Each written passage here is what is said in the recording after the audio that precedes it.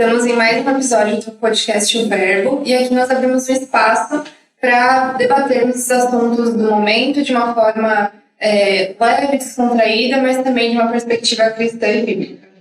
Bom dia a todos, é Matheus, e hoje nós estamos com um convidado aí especial, como todos os outros aí que a gente já teve, os outros dois, né? O nosso pastor Danil, aqui da Igreja Presbiteriana de Vila Maria. Só para apresentar um pouquinho, né? Reverendo que é pai, professor, doutor, né? Que a gente achou aí quando a gente estava falando do seu LinkedIn. Então a gente abre espaço aí para você se apresentar um pouco aí para o pessoal, falar um pouco de você. E a gente, antes de mais nada, queria agradecer você, né? Por estar aí com a gente, por topar conversar com a gente sobre um tema bem interessante, né? Que a gente às vezes precisa refletir a respeito. Então, muito obrigado. Seja bem-vindo. Olá pessoal, Jéssica, Matheus, o pessoal que está acompanhando.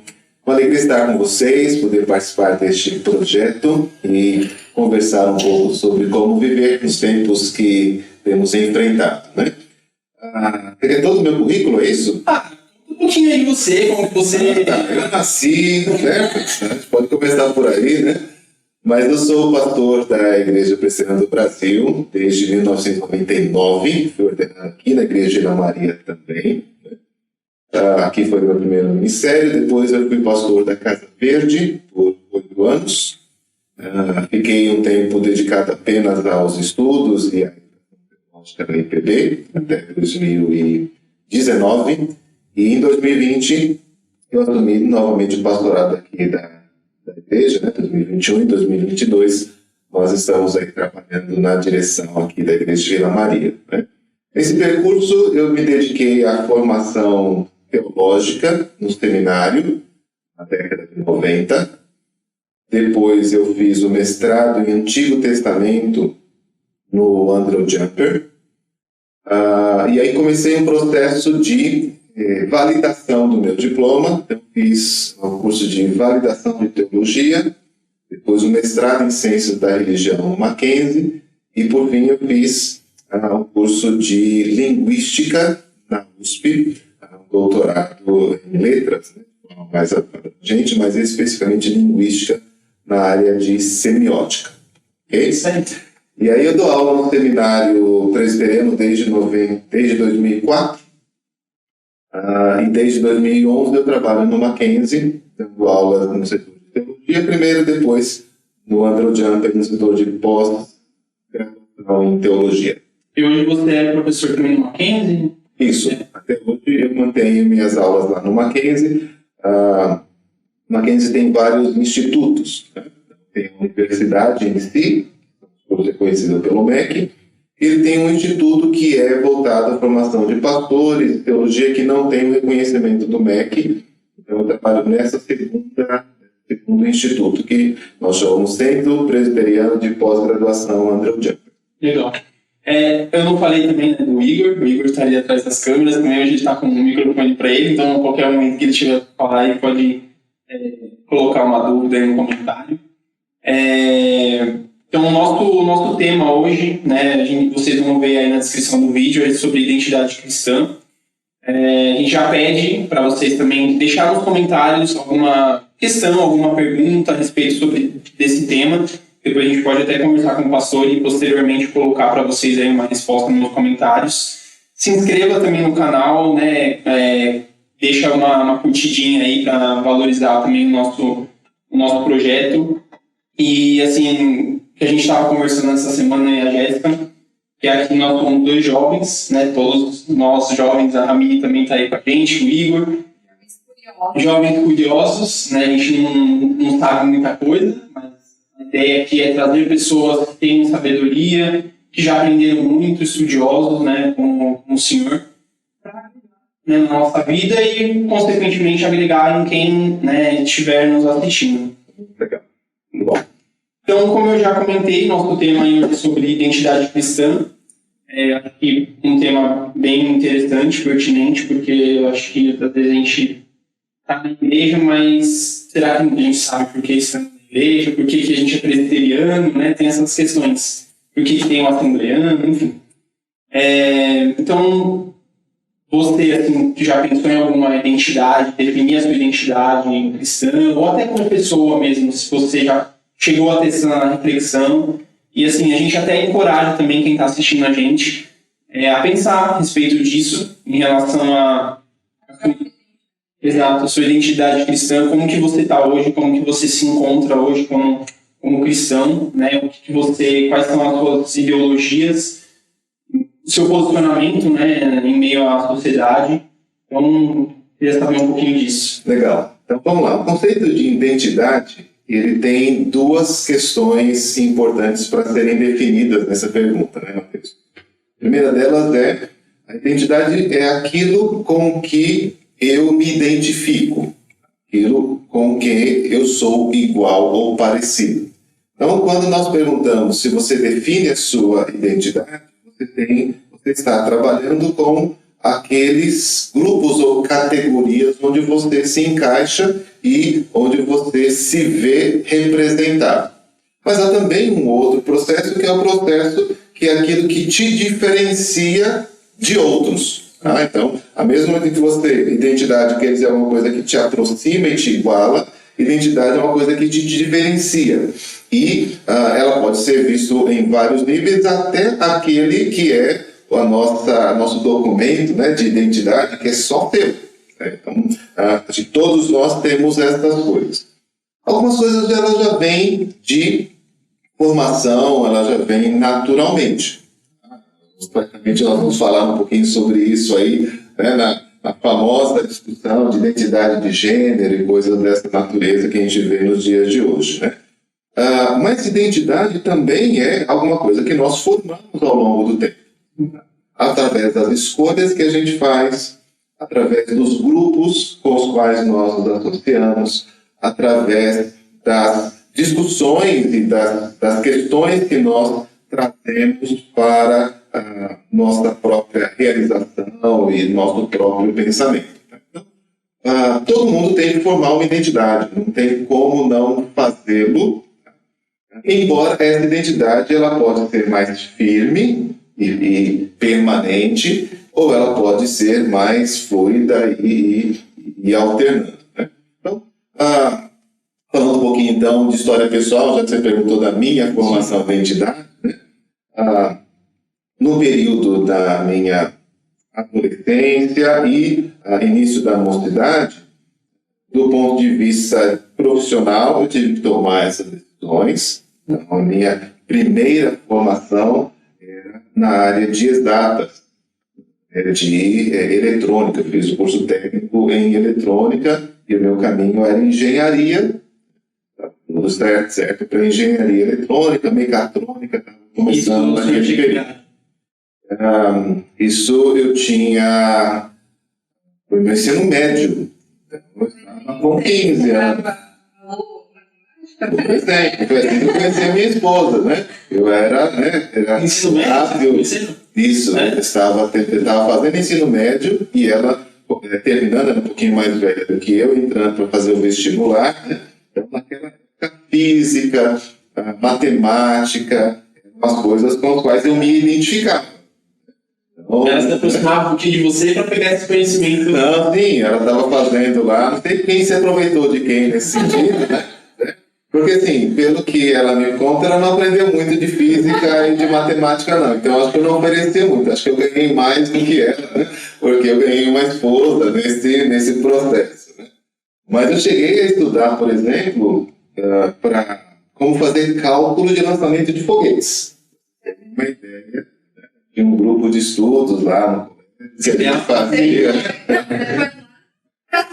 E depois voltou aqui para E aí, nesse meio tempo, eu fui confrontado com a necessidade de refletir sobre em que eu usaria os meus dons, as minhas habilidades. E, naquele momento, a área de engenharia e a perspectiva de ganho, né, e de projeção, né, conforme a gente estava pensando. E o confronto foi: por que não servir ao Senhor com essas coisas? Então foi nesse momento em que eu fiz a transferência de posição e fui para o seminário para estudar teologia, com o intuito, então, de aplicar esse meu conhecimento no estudo e na pregação do Evangelho. Então, essa foi uma mudança de identidade radical, a gente pode dizer assim. Nesse mesmo período, um outro exemplo interessante, houve um surto, vamos chamar assim, de pentecostalismo dentro das igrejas presbiterianas, né? Então, talvez você já tenha ouvido falar do dente de ouro e coisas dessa natureza, né? Vocês talvez nasceram depois disso, né? Talvez vocês nasceram depois disso. Não, mas foi uma época em que o movimento pentecostal, né? O pentecostal ganhou bastante projeção. Algumas igrejas estavam surgindo nesse caminho, né? E, nesse momento, a ideia de dente de ouro era que muitas pessoas começaram a fazer relatos de que nas reuniões de oração, nas reuniões de vigília, os dentes das pessoas, ou as obturações, se transformavam em ouro. E era uma obra do Espírito Santo, era o reunimento do Espírito Santo na época. Então, havia muitas reuniões nesse sentido, reuniões para você ter o dom de línguas, né, profecias. E nessa época eu participei de muitas dessas reuniões, né, que não eram assim bem vistas dentro, né, do meio da nossa denominação. Mas eu tive que fazer, né, uma séria reflexão se eu seria presbiteriano ou pentecostal. E desses encontros e dentro dessas experiências, eu analisei o que estava acontecendo, vi que aquilo não tinha respaldo na palavra de Deus, que havia mais um movimento de emoções do que, de fato, elementos de ensino e crescimento. Então, eu me afastei desse movimento para uma posição que a gente chama de conservadora ou presbiteriana dentro desse sentido. Então, essas coisas são coisas que até hoje me marcam. Quando hoje eu discuto sobre questões do pentecostalismo, do neopentecostalismo, aquela experiência e aquela vivência marca hoje a minha posição, o modo como eu entendo a tentação, a dúvida das pessoas, mas ao mesmo tempo como essas dúvidas precisam ser respondidas, porque eu as respondi lá atrás. Essa reflexão foi um grande divisor de águas na sua vida cristã, né, para você poder seguir como hoje pastor presbiteriano. Exatamente. Muito legal, assim, ouvir a história das pessoas, porque às vezes a gente vê as pessoas lá pregando, a gente vê, conversa com as pessoas na igreja, a gente não sabe a história cristã, de fato, daquela pessoa, né? Assim, as vivências que ela já teve para construir o que ela tem de relacionamento com Deus. E eu acho que o interessante também é chegar e conversar e ter essa troca de experiências e o quão vai agregar também na nossa vida, né? A gente ter essas experiências das pessoas e também compartilhar. E como que as pessoas às vezes se identificam com as histórias umas das outras ou se diferenciam também. Se diferenciam também, exatamente. E, como a gente falou, foi uma pessoa meio curiosa, né? E aí eu estava vendo que na sociologia social, tem o conceito da identidade social. E aí ela, acho que um dos principais autores também que falam disso é bastante o Stuart Hall, não sei se já ouviu falar, mas a ideia muito simplista, muito resumida, é de que na sociedade pós-moderna a gente tem várias identidades que vão se sobrepondo umas às outras, né, formando camadas no indivíduo, e essas identidades elas podem se contradizer nesse mundo doido que a gente vive hoje, assim, né?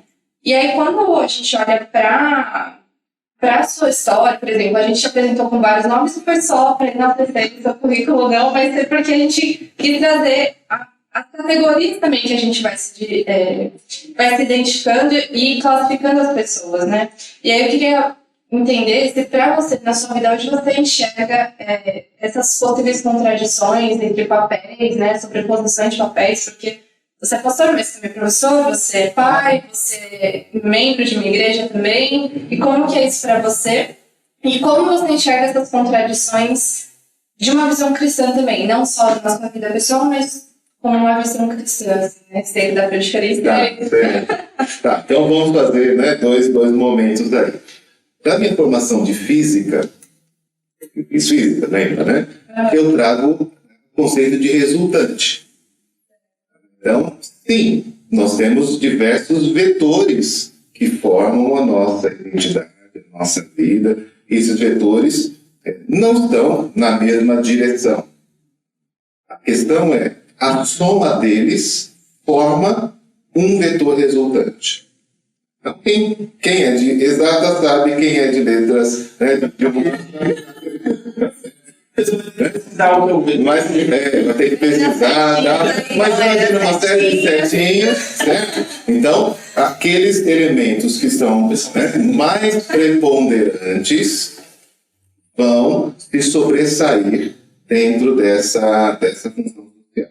Então, veja, sim, eu sei alguma coisa de física, mas sei menos a respeito de química.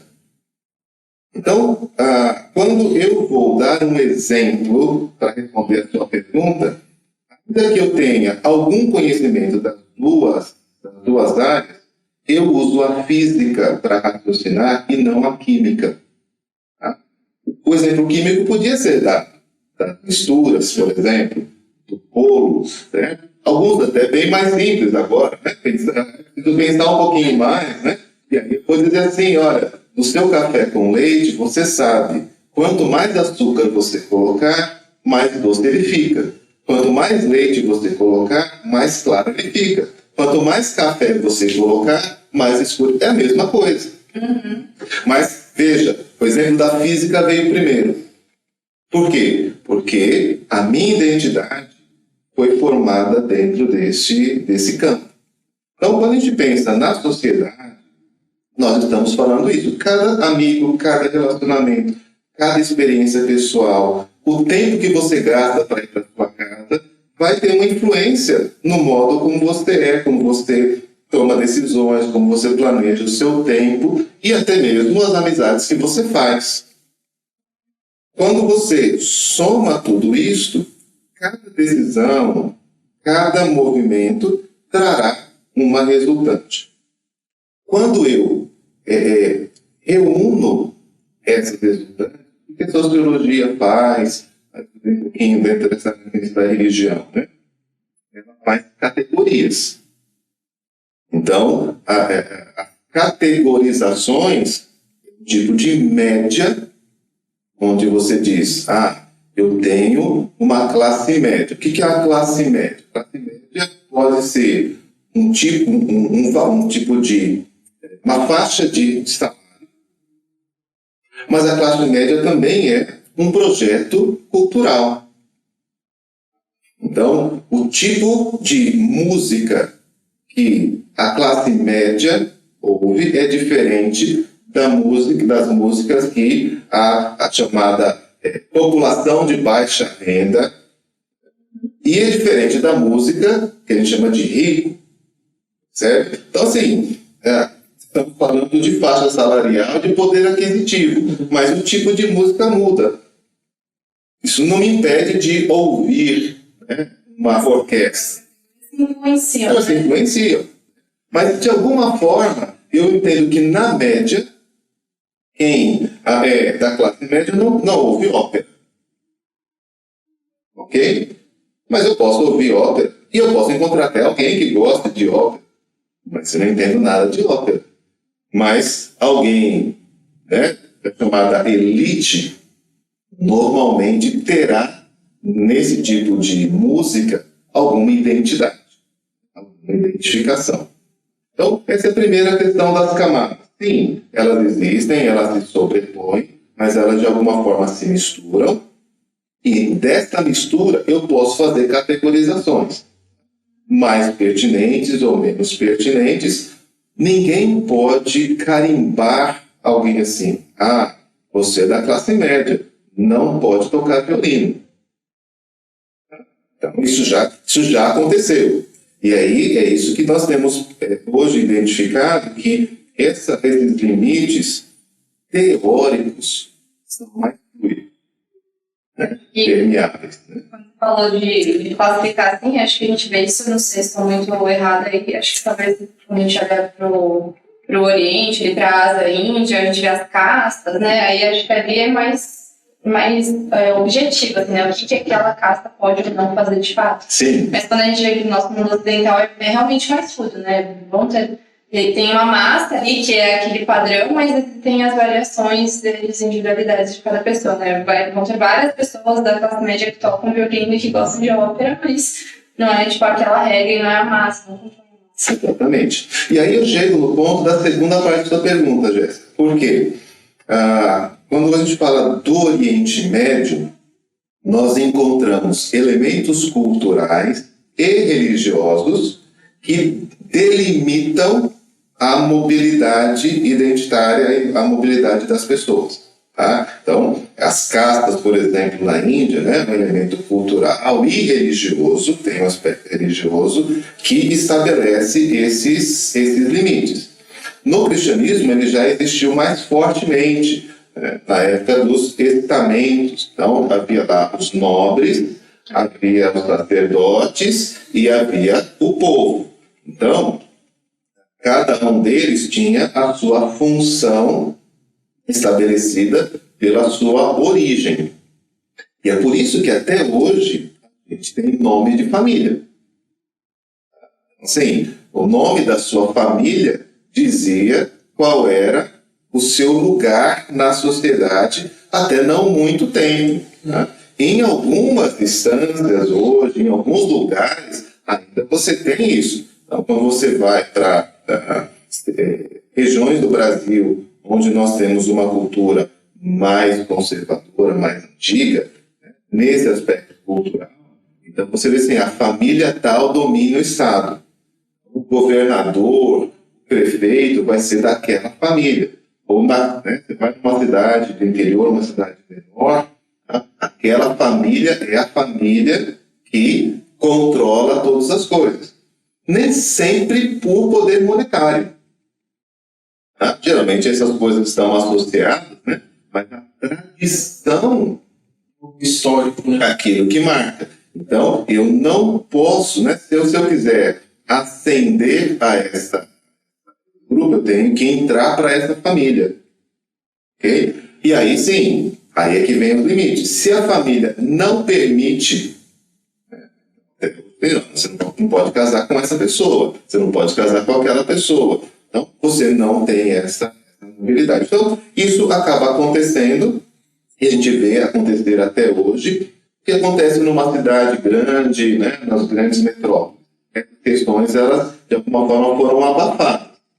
A gente pode falar de famílias, né, na cidade de São Paulo, no estado de São Paulo, que são mais influentes. Sim.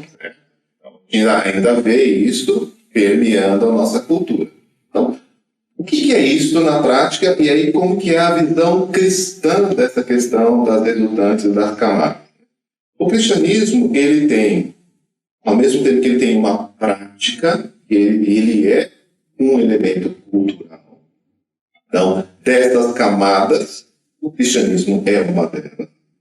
Ele também é uma força de transformação ou de limitação. Ele tem mandamentos e ele tem missões. Então, quando o cristianismo nos traz alguns mandamentos, ele meio que limita a mobilidade cultural ou a mobilidade prática que eu possa ter. Em que sentido? No sentido moral, normalmente. Então, o aspecto moral do cristianismo é um dos grandes debates que a gente tem na sociedade hoje, porque ela não quer mais esse limite moral. O limite moral do casamento monogâmico, o limite moral do casamento permanente, o limite moral da vida sexual casta. Então, todas essas questões são limites morais que a sociedade não quer mais.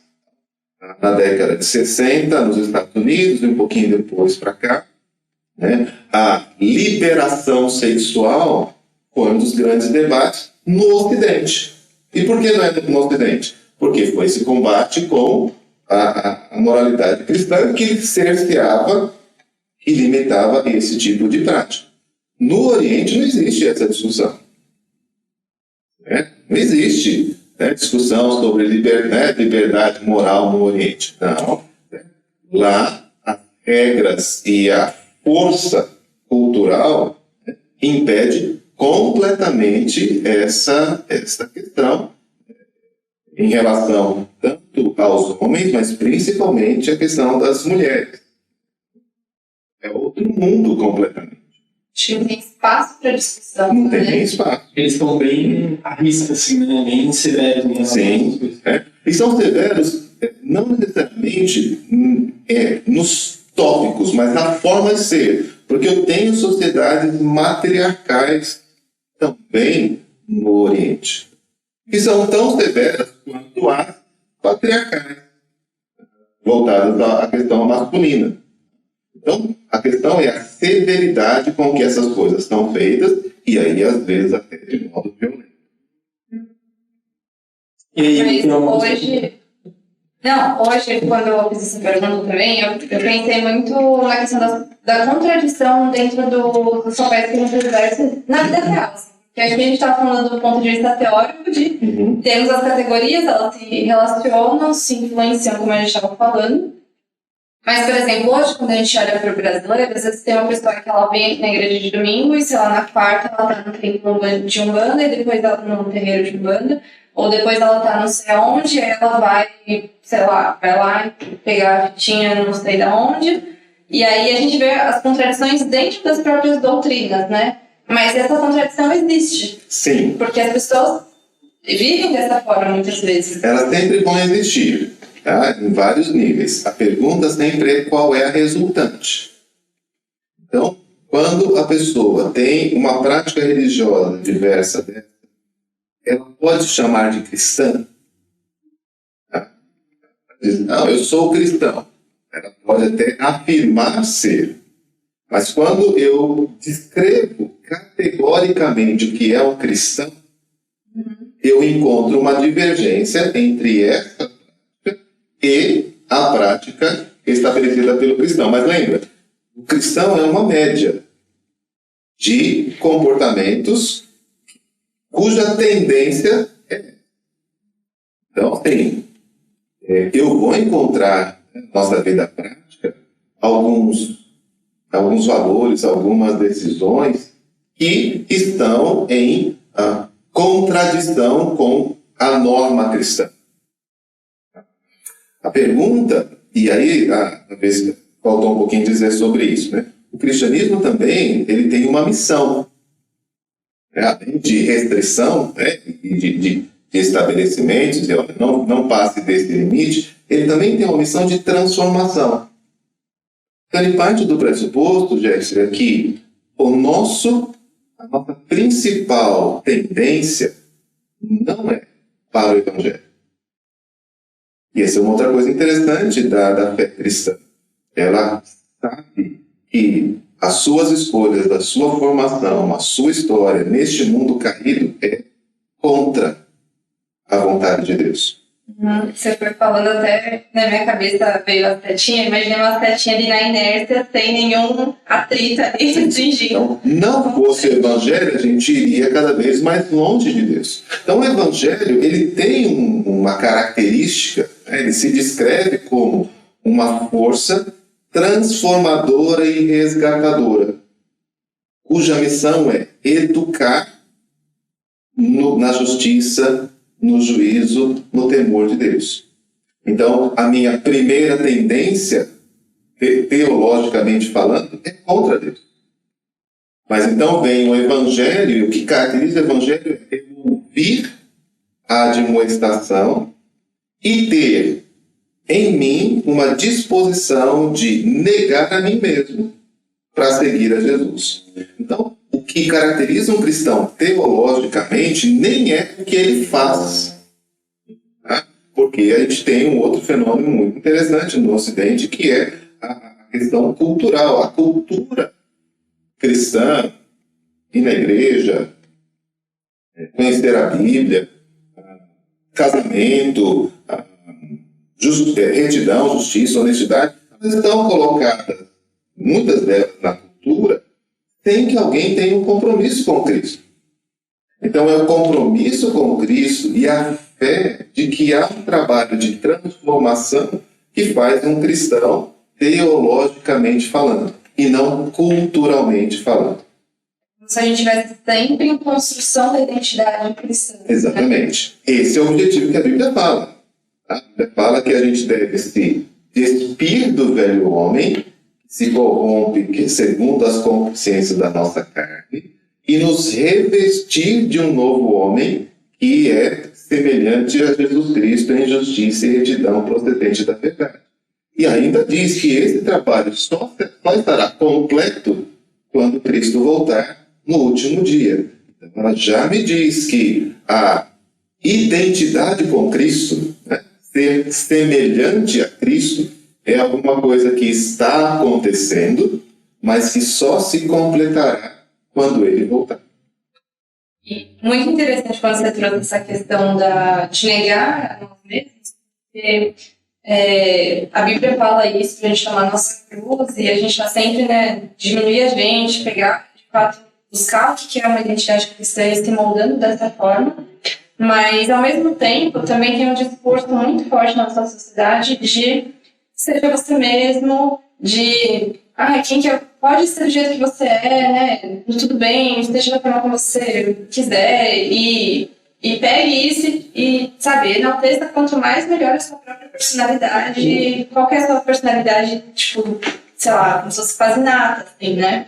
Ou às vezes aí, eu já até escutei alguns casos, no poder de cortar, a pessoa fala, se eu estou fazendo bem, né, isso que importa, assim, eu não preciso estar numa igreja, não preciso seguir uma doutrina, eu tenho que fazer o bem, né? Então, para a pessoa, às vezes, isso é tudo, né? Assim, só fazer o bem, desculpa.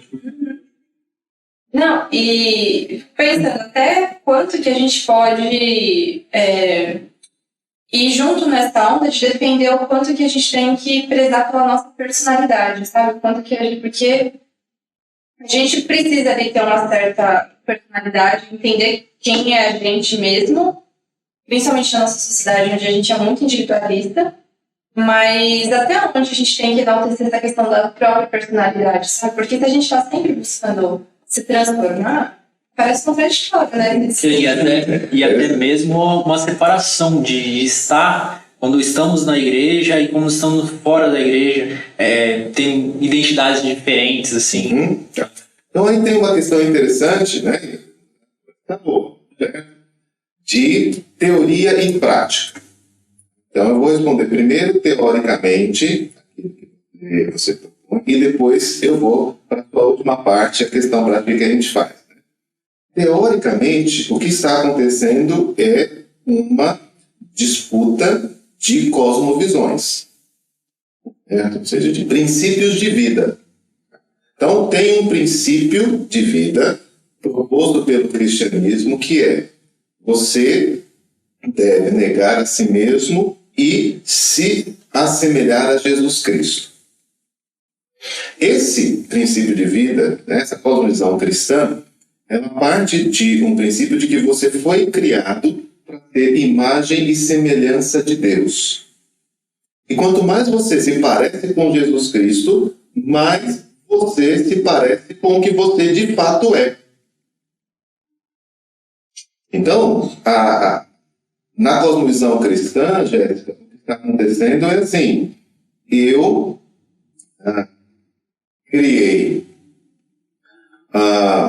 uma faca para cortar alimentos. Mas alguém achou que a faca podia ser usada para girar parafusos. Ok? E então, sim, quando alguém diz essa faca, esse instrumento não serve para isso, ele serve para outra coisa, eu estou fazendo com que aquele objeto volte a ser o que de fato ele é. Ele não é uma chave de fenda, ele é uma faca. Então, essa é a cosmovisão cristã. Tá? Quem nós somos de fato? Nós somos imagem e semelhança de Deus. a imagem e semelhança de Cristo. Quem eu sou hoje? Eu sou muito diferente de Jesus, eu sou muito diferente de Deus. Então, o Evangelho vem e diz, pare de ser isso, pare de tentar girar parafusos com faca e volte a cortar alimentos, porque foi para isso que você foi criado. Okay? Esse é o princípio, essa é a cosmovisão cristã. Isso se estende também até para temperamentos, digamos assim, para nossa personalidade comportamental. No geral, para tudo. Tudo em nós foi atingido e corrompido pela queda. Então, tudo em nós precisa ser recuperado. Agora, só vou responder dessa parte aí, depois eu volto para a questão teórica para comparar. Note que a faca, no meu exemplo, ela tem características que fizeram com que ela pudesse girar um parafuso. Então, o fato dela ser afiada não é o problema. O problema é que essa parte afiada foi utilizada para girar parafuso. E até funciona. Né? Até dá certo. Então, assim, o meu temperamento, para responder essa pergunta diretamente, ele foi formado e criado por Deus. O problema é como eu o uso. Tá? Então, quando nós vamos falar da questão prática, a gente vai voltar a essa questão, né? De que o elemento não é assim, eu preciso ser uma outra pessoa. Não, eu preciso ser a mesma pessoa do jeito certo. Tá? Mas, só para comparar as cosmovisões. Você trouxe uma outra cosmovisão que é, você pode ser o que você quiser. Você é o detentor do seu próprio ser e do seu próprio destino. Então, seja você mesmo é uma reação a uma série de pressões, de anulações, de opressões, de aproveitamento, né? de corrupções lançadas sobre a pessoa. Está no mundo todo caído. E quando eu encontro alguém que está pressionado pelos outros para ser algo que ela não quer, ou para, de alguma forma, se aproveitar dela, então vem uma cosmovisão e diz, não se deixe levar, não se deixe influenciar por ninguém, seja o que você quiser. Mas isso é uma influência também. Também é uma influência. Mas tudo bem, mas estamos falando só nesse nível de entender a ideologia. Então, eu preciso agora provar este meu ponto. E essa cosmovisão, ela parte do sentido, parte de princípio, de que nós não temos nenhuma origem e nenhum destino. Okay? Bem nihilista, talvez. Isso. Que faz parte da experiência do século XX. Sim. Porque a experiência do século XX foi a de que disseram para nós que quando a gente descobrisse e dominasse a ciência, a gente teria um mundo perfeito. Teria todo o poder nas nossas Todo o poder nas nossas mãos. E aí, então, criou-se essa expectativa de agora a gente vai poder fazer tudo. E se eu posso fazer tudo, então eu sou o dono do meu destino, eu não preciso ficar nessa posição social, eu não preciso morar necessariamente nesse bairro, eu não preciso ter necessariamente essa cultura ou essa prática religiosa. Então, Eu tiro a visão criacionista também, né? Porque, totalmente, porque eu fui criado com um propósito, mas aqui eu existo e eu faço o que eu quero. Daqui para frente. Exato. Mas veja, essa leitura é de alguém que não vai prestar contas. O que faz? Seja você mesmo, então, eu vou prestar contas a mim mesmo. Eu quero ser feliz. Bom, agora, é uma possibilidade de ver assim? Teoricamente, sim. Na prática, não. Por quê? Porque se cada um fizesse tudo o que quiser, não haveria leis. Sem leis. Isso. Ok? Então, assim, não. Eu quero a sua blusa.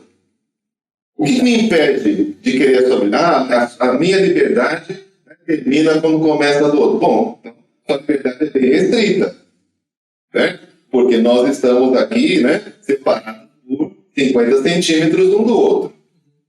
Então, é uma ilusão essa questão, eu posso ser o que eu quiser. Eu posso suprimir a minha relação com o outro e ser o que eu quiser. Eu vou prejudicar alguém, todas as vezes. Não existe essa assim, eu estou prejudicando só a mim mesmo. Nós vivemos em sociedade. Certo? Então, nessa vivência em sociedade, mesmo quando alguém faz mal a si mesmo, ele está prejudicando alguém. Eu acho que isso é até uma discussão não só da religião e das cosmovisões, mas da própria ética e da moral. Sim. Do quanto que, beleza, eu vou estudar diversas morais que existem ao longo da história, e aí chega aqui no nosso discurso, na cosmovisão talvez predominante hoje de cada um tem a sua moral ou não tem moral nenhuma, por isso cada um pode ter a sua moral. Ou seja, se cada um tem a sua e pode, não precisa ter nenhuma, mas quando a gente olha para a sociedade, é o que você falou, né? Se a gente não tiver algumas morais mínimas ali estabelecidas em conjunto, a gente, na sociedade, não pode, certo? Então, desde Rousseau, o contrato social estabelece isso. Tá? Então, tira Deus. Vamos falar, né? Não estamos falando da visão cristã. Estou falando de uma questão social, certo? Lógica. Não existe a possibilidade de se viver de acordo com o que você quiser. Você está sempre em relação com outras pessoas. Se você resolver sair, né, sem roupas na rua, você vai ser preso. Não, mas é o meu corpo, eu faço o que eu quiser com ele. Não. Eu sou obrigado a ver você. Sem contar o tanto de gente que vai se sentir ofendida de uma pessoa sem isso. Então, assim, discussão nesse período lá no centro de São Paulo, da Caracolândia. Não, problema deles. Pergunta lá para os vizinhos se é problema deles. Não consegue passar de carro. Assim, não existe assim, eu faço o que eu quiser, é uma pessoa indiferente. Nunca. Mas por que isso é defendido em termos de ideologia? Por quê? Porque aí entra a minha perspectiva cristã. Tá? Existe uma força contrária ao projeto de Deus para o homem. Essa força não está nem aí para ser incoerente. Você comentou de coerência, né? O cristianismo, ele diz, sim, você é pecador e contrário à vontade de Deus. Foi por isso que eu vim. Certo? Eu vim para salvar pecadores. Então, o cristianismo está dizendo assim, você é uma pessoa boa, que você faz boas obras e que você é uma pessoa que merece o céu. Ele nunca disse isso. Certo? Então, ele reconhece a fraqueza humana e trabalha na fraqueza humana. Mas o que faz a cosmovisão mundana? Vai dizer assim, o homem pode. E aquilo que você quiser, você pode fazer. E o único objetivo disso é fazer com que você viva enganado.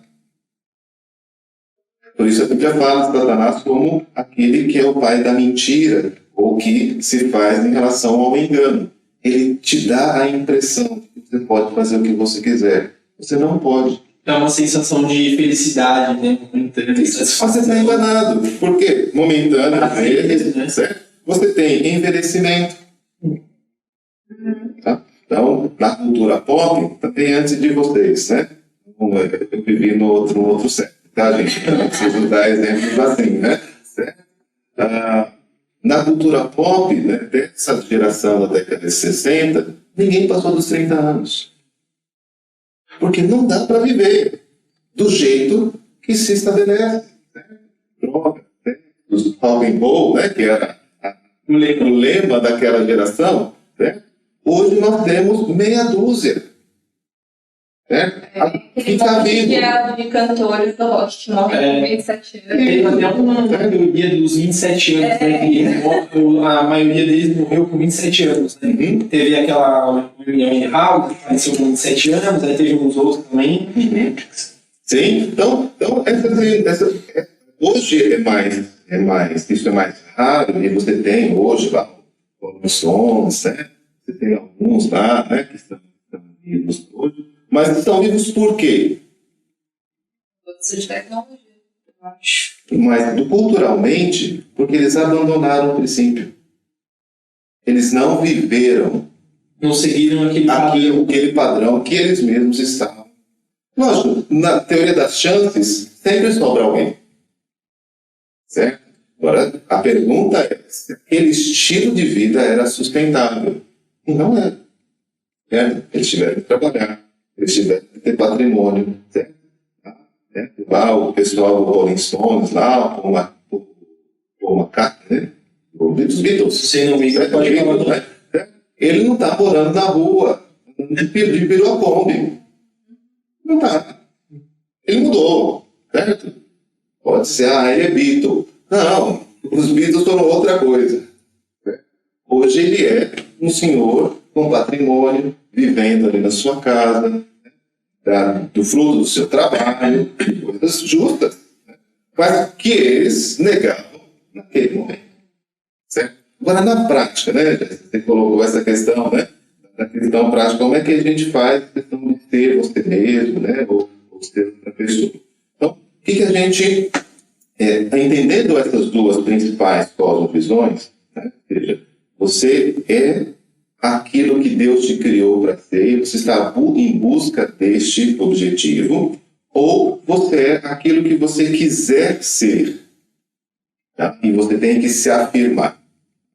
Então, quando a gente se coloca na prática dentro dessa discussão, eu tenho que pensar sobre como eu vou utilizar quem eu sou, o que eu tenho, o modo que eu fui criado de forma correta, justa e boa. Então, sim, eu preciso me conhecer, o meu potencial, as minhas preferências, os meus anseios, os meus desejos. Mas eu tenho que passar isso por um filtro para reorganizar esses meus potenciais. É o que faz, por exemplo, né, um psicólogo quando vai dar orientação profissional. E eu acho que falar que a gente tem que a gente é a imagem e semelhança de Deus, todos somos essa mesma imagem e semelhança de Deus, não exclui necessariamente as nossas individualidades, né? E as nossas vivências vão formando a gente, porque é o que você falou, é a nossa resultante ali das nossas experiências, como a gente foi se moldando. Mas então tem algumas características em específico que implicam na nossa vivência cristã, né? Na nossa identidade. E essas é o que não dá para abrir mão. Então. Isso. Veja, vamos pensar em Deus, na imagem de Deus, né? A teologia, né? A Bíblia nos ensinou sobre isso. Deus é um em três pessoas que cumprem funções diferentes na história da redenção. Então, os três não são todos iguais. Então, diversidade, né, multiplicidade é alguma coisa que a gente encontra no próprio Deus. Se nós somos imagem e semelhança de Deus, então nós também somos iguais e diferentes. Certo? Então, nós somos iguais em algumas coisas, e aí toda a pauta de direitos humanos, toda a pauta de respeito ao próximo está ali embasada em não existe ninguém melhor do que ninguém. Qualquer que seja a condição que essa pessoa esteja. Mas existem sim pessoas diferentes de outras. Que também eu vou respeitar essas diferenças e eu vou afirmar. Então, quando a gente pergunta assim, o que há de resultante em Deus? É aquilo que a gente pode chamar dos atributos. Santidade, justiça, sabedoria. Então, essas coisas resultantes que eu encontro, né, pode estar nas três pessoas da divindade, tá? Então, eu vou poder também trazer para nós. Então, na área de exatas, o que eu preciso? Justiça, santidade, sabedoria. Na área de humanas, justiça, santidade, sabedoria. Na minha personalidade, sou uma pessoa muito impulsiva. Ok? Justiça, santidade, sabedoria. Ok? Então, a impulsividade é um mal? Não. A impulsividade é uma característica. Mas como eu estou desregulado, eu preciso regular a minha impulsividade para o nível adequado dessa característica.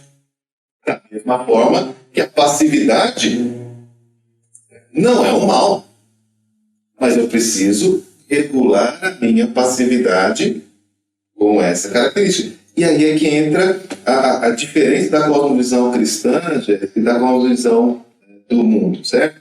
Alguém pode dizer assim, eu sou passivo mesmo. É assim que eu sou. E a gente sabe que isso não é bom.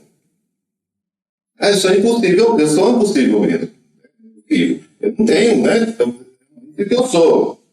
Não. Você tem que controlar isso. A gente tem tratamento para isso, a gente tem psicólogo para isso, a gente tem remédio para isso, certo? A gente não quer ser o que a gente é. A gente quer regular. Então, assim, todo mundo só pode fazer, e esse é o ponto da cosmovisão, só existe uma cosmovisão verdadeira. Não assim em termos de certo ou errado. Verdadeiro em termos de real. É a cosmovisão cristã. Por quê? Porque o que ela propõe é potenciais de vivência e vida que abençoam e transformam o seu entorno, é o que todos querem. E necessidade de regulação, controle e orientação, é o que todos querem. Pode falar o que quiser, né? Mas nós vamos estar sempre trabalhando em termos de moldes. O que muda entre elas? Qual é a definição que eu dou de ser humano? Mas eu vou moldar o ser humano à imagem e semelhança daquilo que eu estabelecer. Só existe uma forma estrutural de se viver, a imagem e semelhança de alguém. Porque nós somos criados assim. E aí, quando a gente olha, então, para o conceito mesmo de identidade cristã, a gente usufrui, assim, não existe um conceito identidade saído da Bíblia. É um conceito social que a gente criou, mas os parâmetros que a gente usa para criar essa identidade aí são os parâmetros cristãos. Eu não sei se pegar, não sei, dicionário de teologia, identidade, lá tem uma identidade específica que é muito diferente da identidade do dicionário, por exemplo, não, né? Não. Esse é um conceito de identidade, é um conceito mais contemporâneo, mais moderno.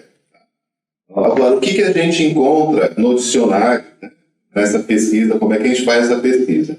Eu encontro, sim, termos bíblicos que hoje são caracterizados como identidade.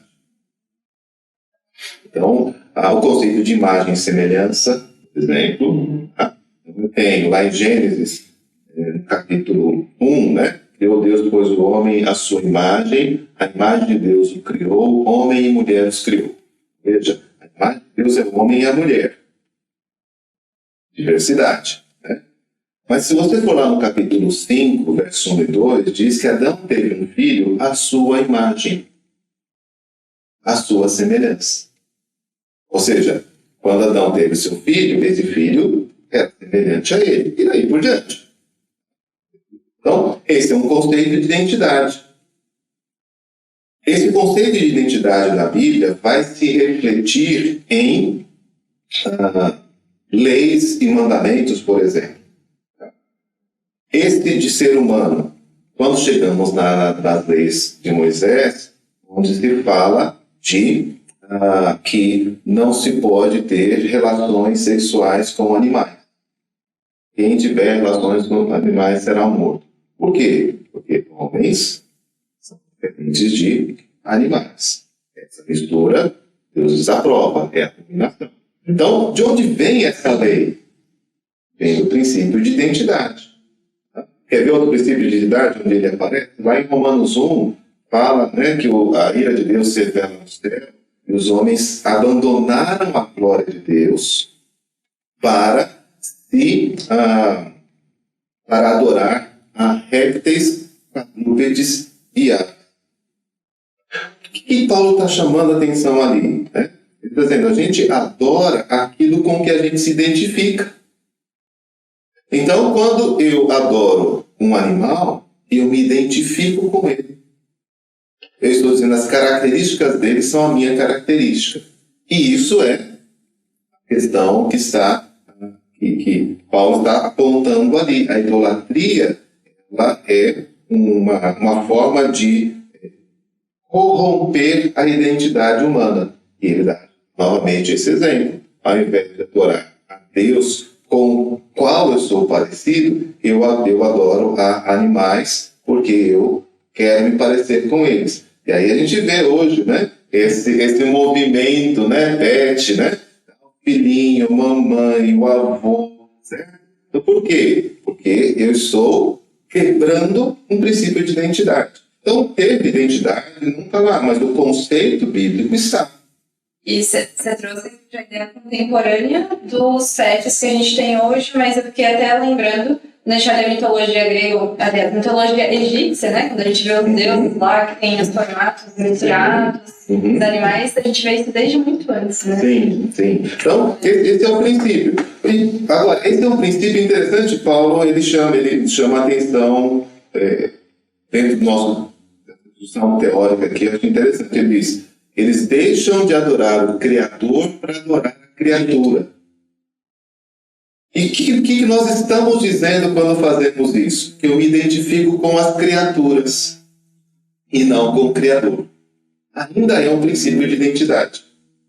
Só que eu alterei, distorci a questão de identidade. Então, eu me identifico mais com os animais do que com o Deus invisível. Por quê? Porque eu tenho desejos. Porque eu tenho materialidade. Porque eu tenho vontades. Os animais andam sem roupa por aí. Então, essa é uma questão de identidade. Mas nós estamos dizendo distorção. Porque nós não somos semelhantes a animais. É um conceito biológico. Então, toda aquela discussão da evolução, né, em relação a isso na teologia do século XX foi para isso. Assim, não sei como é que foi o processo de formação, de origem. O nosso ponto, ele é um ponto identitário, né, ideológico. Veja, se eu sou a evolução dos animais, eu sou um animal. Se eu sou a criação de um Deus santo, justo e bom, eu preciso ser santo, justo e bom. Os animais não têm que prestar conta a ninguém. Vivem por instinto. Posso viver por instinto? Não, não posso. Então, por definição, eu não posso viver como um animal. Definição. Então, definir que eu sou um animal ou fruto de um acaso biológico ou de qualquer natureza, tá? Isso transforma. O dia aí foi o dia da ufologia. Aí, né? Teve uma sessão lá no Congresso, lá nos Estados Unidos, teve uma discussão sobre objetos não identificados. Tá? Então, essa é uma outra visão de mundo que permeou, de vez em quando passa, o pessoal dá uma olhada meio torta, mas no Congresso americano, no Congresso brasileiro, teve uma sessão especial sobre ufologia. Mas qual que é o princípio? Eu vim de outro planeta.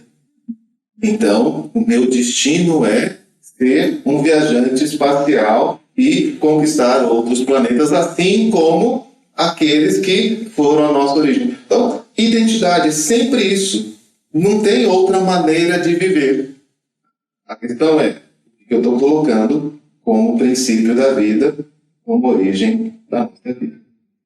Quando a gente olha para essa questão do propósito pelo qual a gente foi criado, e tudo isso que você acabou de trazer, me veio à mente também uma questão da discussão da essência, assim, a essência do ser humano, né? E aí eu vejo que no campo teórico, a gente acabou de cair no nosso cenário. Vamos Só manutenção, até manutenção. A gente não, vamos lá. Então tá bom. O podcast é assim. Literalmente a gente vai passar o vídeo na noção. Então fechou. Essa questão da essência, eu vejo na teoria muita questão assim ter ou uma essência inata, tipo assim, eu tenho aquela, sabe, uma coisa que é minha mesmo, que nasceu daquela forma, é aquilo, e outra é uma visão mais fenomenológica do conforme eu vou existindo, a minha essência vai se moldando, e aí como se a minha essência fosse de fato o compilado de toda a minha existência, né? Das formas como eu me relaciono com o mundo. E aí, quando a gente olha para a visão cristã, como a gente entende essa essência? Porque tem até que falar assim, a moral é o fato de... é do coração, assim, é inato, que Deus colocou no nosso coração desde que a gente nasceu, ou é algo que realmente é construído socialmente? Porque hoje a discussão da moral também é de que é socialmente construída, e não que é inato, né? E aí eu acho que a essência e essa relação com a moral também estão muito interligados, se a gente fala da cosmovisão cristã. Tá. A cosmovisão reformada, a gente tem vários elementos aí, né? Continuando com a cosmovisão cristã, varia bastante nesse tópico. A cosmovisão reformada tem enfatizado de que nós mantemos estruturalmente os elementos da nossa relação com o mundo. Então, independente de você ser um cristão ou não, você agirá de acordo com certos padrões e princípios. Tá? Foi aquilo que eu estou dizendo. Eu posso pegar o exemplo da lei, eu posso pegar uma cultura oriental para identificar o que é a identidade cristã, porque o funcionamento é sempre o mesmo. Não é uma coisa que só os cristãos, né? Uma coisa que foi montada pelos cristãos. E aí, vou nessa questão, gente. A cosmovisão reformada, ela trabalha que as duas coisas são verdade. E elas interagem. Ou seja, eu tenho uma estrutura e eu tenho um padrão inicial que determina aquilo que eu sou e aquilo que eu posso fazer. Vai explicar. Mas eu sou chamado a desenvolver este ponto inicial e manifestar a sua potencialidade, e isso de formas diferentes e culturalmente determinadas. Deixa eu dar um exemplo, né? E depois trazer isso para a nossa realidade. Pensa numa semente. Uma semente, ela não mostra tudo aquilo que ela pode ser, mas ela é alguma coisa já determinada. Ok? Ela já é uma coisa determinada. Aquela semente é uma semente de laranja, aquela semente é uma semente de maçã, é uma semente de melancia. Eu consigo me identificar dentro dessa forma. Mas essa semente, ela pode continuar sendo semente se eu jogar ela no lixo. Essa semente, ela pode ser plantada e ela pode crescer e se tornar uma árvore. Há sementes que não adianta plantar. Eu só consigo replantar alguns tipos de plantas, de árvores, com mudas, não com sementes, embora haja semente. Então veja, não é o fato de eu ser uma semente que diz assim, dessa forma eu vou prosperar ou não. Tá? Por quê? Porque cada uma tem a sua essência estabelecida ali. Ela só vai poder ser aquilo.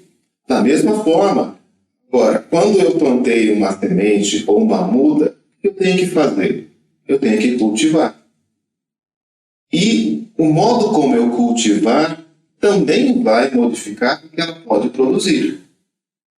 Em termos de tamanho, em termos de quantidade, em termos de sabor. Então, o vinho, né, que é um bom exemplo dessa questão. Né? O vinho, dependendo do clima onde você está, ele é diferente. É a mesma uva, né, tem vários tipos de uva, né, mas a mesma uva, em lugares diferentes, ela traz um sabor diferente. É por isso que o vinho diz, esse vinho é da Europa. Esse vinho é do Chile, esse vinho é dos Estados Unidos. Por quê? Porque, embora a uva seja a mesma, o modo como ela foi tratada e criada trouxe características diferentes. Perfume, coloração, sabor, né? E assim, doçura, e assim por diante. Né? Ou seja, essa estrutura da criação, né, que a gente vê simplificada na botânica, é a estrutura que nós temos como seres humanos. Então, nós temos uma formação básica, que é as nossas características genéticas. Tem aqui, genética. Agora, já se pensou, Jéssica, que essa característica genética determina tudo. Então, o gene da engenharia, o gene da matemática, o gene dos negócios, né? Então, houve uma época em que se entendia que se eu conseguir fazer o sequenciamento genético, eu vou poder dizer o que essa pessoa vai ser na vida. Hoje a gente ouve assim, tipo, o pai é assim, então o filho é assim também vai seguir o mesmo caminho profissional, não é de características físicas, né? Isso, mas isso foi estabelecido pela genética, né? No momento assim, isso é uma influência genética, tal, foi criado lá no meio, né? Lá no meio da floresta e desenvolveu o mesmo gosto musical. Bom, esquisito isso. Mas existem propensões que levaram a isso. Mas, ao mesmo tempo, por que um filho tem a mesma profissão do pai? Porque ele está vendo o pai trabalhar naquela... Então, é muito mais fácil eu explicar esse exemplo a partir da convivência social do que da genética. Então, eu tenho também uma convivência social que vai trazer influências tanto favoráveis como negativas, né? Então, eu tenho filhos que querem ter a mesma profissão do pai, e eu tenho filhos que dizem, Deus me livre, eu não quero ter a profissão do meu pai. Por quê? Porque aquilo me traumatizou, aquilo me causou impacto e assim por diante. Então, quando a gente pensa em moral, costumes e assim por diante, eu entendo que nós temos que consolidar esses dois elementos. Então, existem elementos que são elementos estruturais, estabelecidos na base do que é ser humano. Tem coisas que um ser humano, por definição, não pode ter ou fazer. Tá? Eu sempre dou exemplos úteis, né? Para a gente entender a lógica da questão. Eu não posso voar. Mas eu posso construir um avião. Isso é ser humano. Ser humano é alguém que tem uma limitação estabelecida. Mas ele tem, dado por Deus, uma capacidade de realização, uma capacidade criativa, um contexto cultural, porque assim, não basta só eu querer voar. Certo? Lá o mito de Ícaro, né, nos lembra disso. Não basta só eu querer voar, eu preciso ter os elementos para isso. Né? Então, criar apenas asas, né, e colocar, não vai tirar ninguém do chão. Certo? Mas se eu fizer uma estrutura, né, piramidal, né, com um determinado tecido, né, de uma determinada forma, eu conseguirei voar e planar como uma asa delta. Então, isso é um ser humano. Então, do aspecto moral, no aspecto da formação cultural, essa coisa acontece. O que acontece no aspecto moral? Esse potencial, Gênesis 11, nos mostra que não há limites para aquilo que o homem pode fazer. E então, Deus, no seu governo sobre todas as coisas, ele estabelece leis e juízos. Então, Gênesis 11 é a construção da Torre de Babel. Então, se os homens se juntarem e quiserem fazer uma sociedade anárquica, eles vão fazer. Mas isso será bom? Então, haverá estruturalmente limitações a isso, mas haverá também socialmente limitações a isso. Se elas são justas ou não sei, mas o ponto é, podemos fazer. Agora, era isso que deveríamos fazer? Isso traz, no primeiro plano, benefícios para a coletividade, a sociedade. Mas nem isso é suficiente para uma cosmovisão cristã.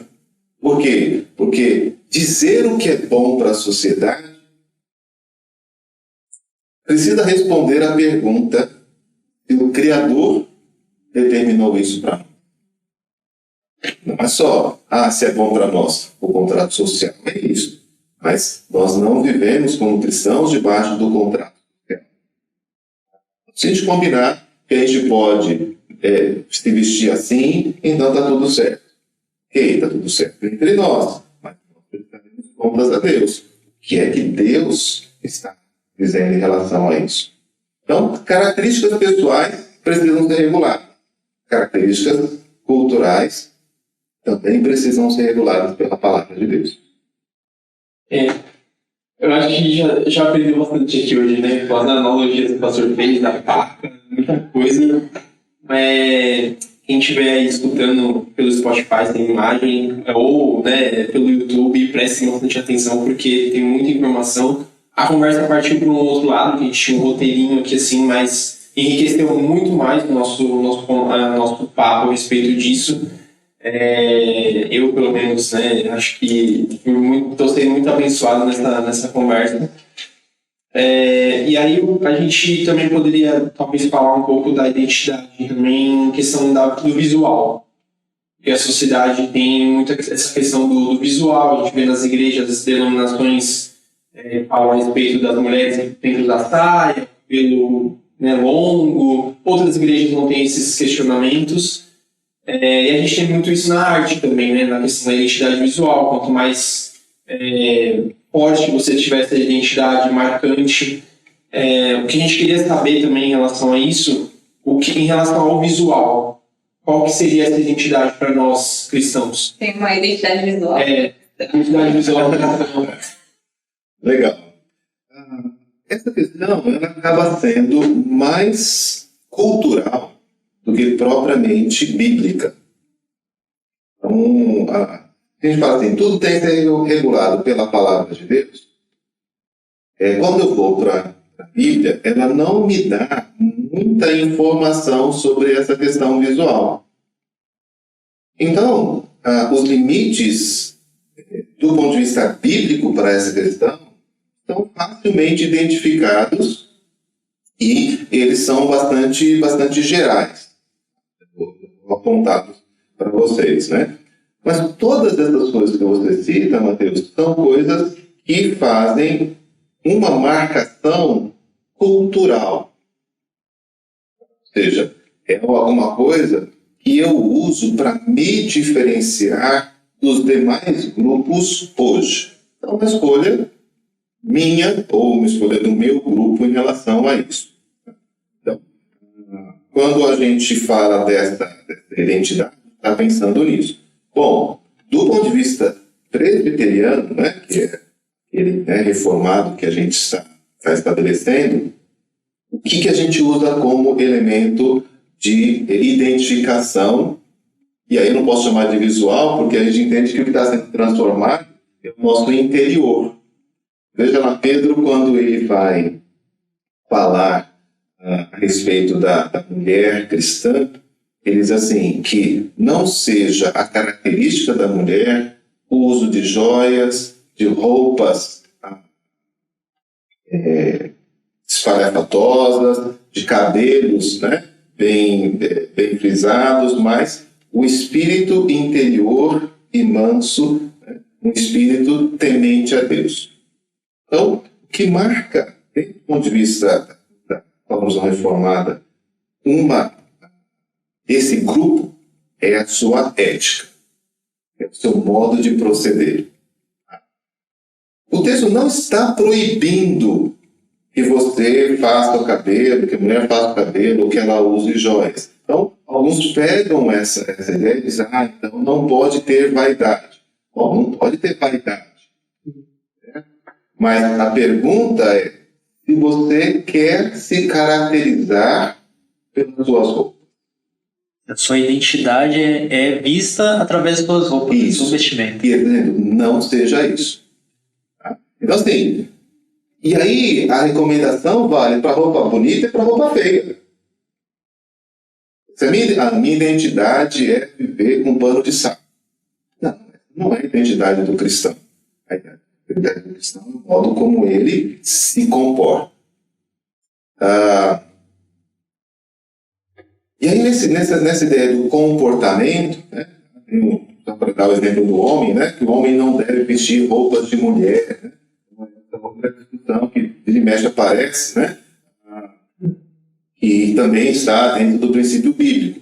E aí o ponto novamente, o que era roupa de homem, o que era roupa de mulher em cada sociedade é diferente. A questão é que o homem não pode se comportar como uma mulher. E está o limite do comportamento da época. Mas se é saia ou calça comprida, isso vai variar a cada geração. E o que importa, então, é muito mais o que aquela vestimenta, aquele modo de se vestir, se comportar, comunica dentro daquela cultura. Exatamente. É isso aí. Então, aí eu tenho os elementos, né? Justiça, santidade e sabedoria. Os 3 elementos que a gente trouxe dos atributos divinos, certo? Então, assim, quando nós temos uma roupa que tem como objetivo a sedução, seja da parte da mulher, seja da parte do homem, isso é um desvio. E isso é condenado na ética cristã. Então, por isso que isso varia muito. O objeto varia, né? O objeto, o que é sedução, como isso acontece. Ok, eu posso, né, a sedução, aí eu posso simplificar a sedução é mostrar parte do corpo. Então, assim, os homens não podem andar sem camisa, as mulheres, né, não podem ter decote, porque isso resolve o problema. Não resolve o problema da sedução. E por isso que eu não posso dizer assim, não pode roupa decotada. Até posso. Né? Mas, assim, eu tô no mínimo, lá na parte menos importante da questão. Por quê? Porque a sedução é uma postura que eu tenho. E ainda que eu possa estar com a roupa toda bonitinha, eu ainda consigo agir de modo sensual, eu ainda consigo agir de modo a procurar produzir desejos lascivos nos outros. Aqui eu encontrei um problema da ética cristã reformada. A produção de desejos lascivos, a valorização do visual em detrimento do espiritual. Né? E aí a gente entra em coisas que são mais complicadas, né? Só para dar uma pontinha aqui, né? Ou seja, os nossos valores de relacionamentos precisam ser revistos. Porque nós estamos muito focados na questão da beleza estética. Para namoro, né? Para relacionamentos. E isso é parte deste problema. O que eu deveria ver numa moça, o que eu deveria ver num rapaz? Sim, a estética me agrada porque a minha cultura está marcada por isso. Mas a visão cristã me fala que eu tenho que olhar para a sua ética, para o seu comportamento em relação aos homens e em relação a Deus. Essa deveria ser a questão principal para o início de um namoro. E por quê? Porque o visual, o exterior, ele apenas revela alguma coisa interior. Sim, então, nós vamos preocupar com o visual. Desleixo ou zelo, nós vamos mostrar no visual. Mas é a questão interna que determina e não a externa.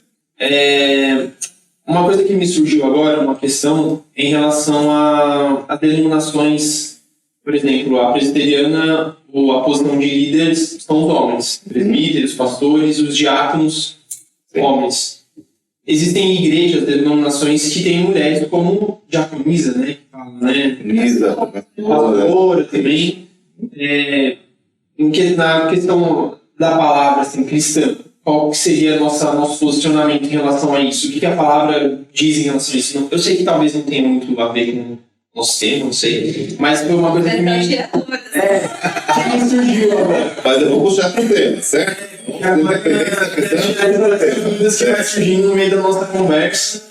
Então, isso começa a ser, né, Mateus, parte de uma identidade presbiteriana A gente vê como as identidades se formam, né? Isso não é um artigo, nunca foi um artigo extraordinário da Igreja Presbiteriana estabelecida lá nas nossas doutrinas. Essa era uma prática corrente e cultural, certo?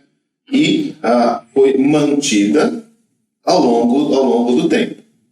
Então, o que biblicamente essa prática reflete e por que é que a gente não abre mão dela se a gente reconhece que há um elemento cultural em tudo? Ela reflete um princípio da criação em que papéis de homem e mulher são estabelecidos como papéis complementares. Lembra? Nós somos iguais e diferentes.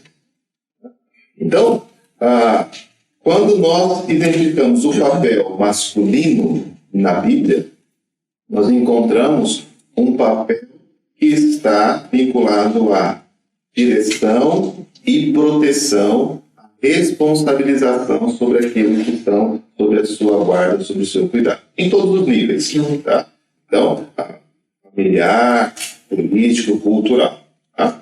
Então, esse papel na Bíblia foi dado aos homens. Alguém diz, mas é isso porque era no tempo da Bíblia. Não, a Bíblia não é apenas um relato histórico de uma época. A Bíblia é a revelação de Deus para a nossa orientação e guia. Então, ele me deu um modelo de direção e de liderança, onde a responsabilidade e a autoridade deveria ser exercida pelos homens em favor, esse é o ponto, das mulheres e das crianças e daqueles que tivessem menor condição, né? Porque também tem a questão de pessoas mais habilitadas e outras menos habilitadas. Então, não é só a diferença entre homem e mulher. Mas essa é a discussão contemporânea. Por quê? Porque, final do século XIX para o século XX, ao tentar retirar o elemento religioso e bíblico desse tema homem e mulher, isso já acontecia bem antes, mas chegou nesse tema nesse momento, né? Se começou a discutir os direitos civis. E na questão dos direitos civis, a cultura não dá o direito à mulher para o voto. Por exemplo, a cultura não dá para a mulher, embora já na segunda revolução industrial as mulheres passaram a trabalhar nas empresas para prejuízo delas, diga-se de passagem, né? Porque é um trabalho, por que as mulheres começaram a trabalhar? Porque os homens se sindicalizaram e as mulheres não tinham sindicato. Podiam explorar as mulheres, né? Colocava lá nas minas de carvão, colocar as crianças nas minas de carvão e não dava nada, com os homens eles não podiam fazer. Então, vê no final, diz, a Revolução Industrial colocou a mulher para trabalhar, que coisa maravilhosa. Não, era só não foi bem assim que a coisa aconteceu. Mas começou a discutir os direitos civis e uma das coisas que o direito civil levantou é a igualdade de direitos entre homens e mulheres, trabalhistas, na posição, na política e assim por diante. Então, esses direitos foram reconhecidos pela sociedade, houve e há ainda, né, uma luta, né, garantir esses direitos, né? Só que, à medida em que isso vai se assentando na sociedade, isso vai trazendo uma mudança naquele espectro cultural que estava pacificado dentro da religião da igreja, de que os homens estavam na liderança da atividade religiosa. Isso nunca foi um problema. Então alguém diz, bom, se mudou no trabalho, se mudou na política, também tem que mudar na igreja. E aí, então, essa mudança ela vem ganhando corpo e hoje ela atinge a maior parte das denominações religiosas. Por que nós existimos? Porque eu não posso me pautar pela mudança cultural. Eu preciso ter uma leitura da cultura que corresponda à visão bíblica, porque ainda que eu posso usar uma faca para virar parafuso, eu não posso assumir que isso é a nova função da faca. Então vamos eliminar as chaves de fenda, porque é preconceituoso usar a chave de fenda e usar só a faca. Eu preciso ter um critério que me ajude a dizer, ok, eu posso até dividir isso aqui, mas isso aqui tem um determinado limite.